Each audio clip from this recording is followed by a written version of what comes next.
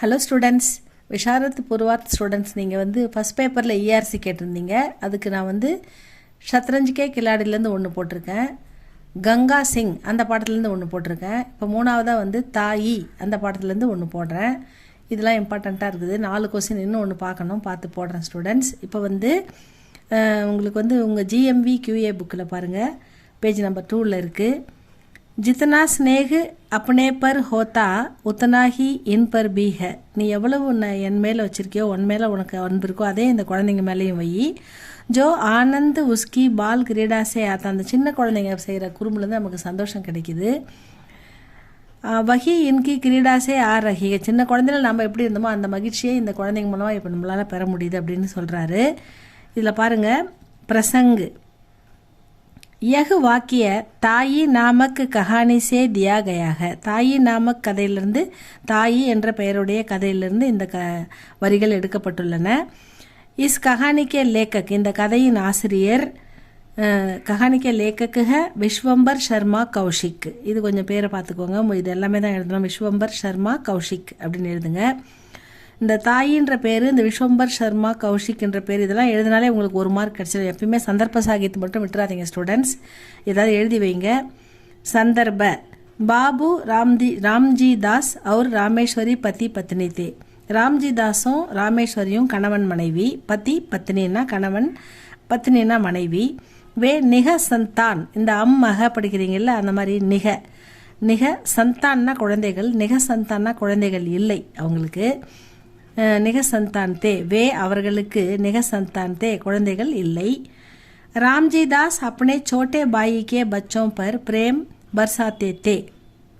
இந்த ராம்ஜி தாஸ் தன்னுடைய தம்பியுடைய குழந்தைங்க மீது அன்பு மழையை பொழியிறாரு. பிரேம் பர்சாத்தேனா அன்பாக இருக்காரு, குழந்தைங்களோட ஜாலியாக விளையாடுறாரு. யக ராமேஸ்வரிக்கோ பில்குல் பசந்த் நஹி தி, இது ராமேஸ்வரிக்கு சுத்தமாக பிடிக்கல. ஏக் தின் ராமேஸ்வரினே अपने पति से पूछा, ஒரு நாள் ராமேஸ்வரி தன் கணவர்கிட்ட கேட்குறாங்க, क्या आपको अपने लिए एक संतान की इच्छा नहीं है.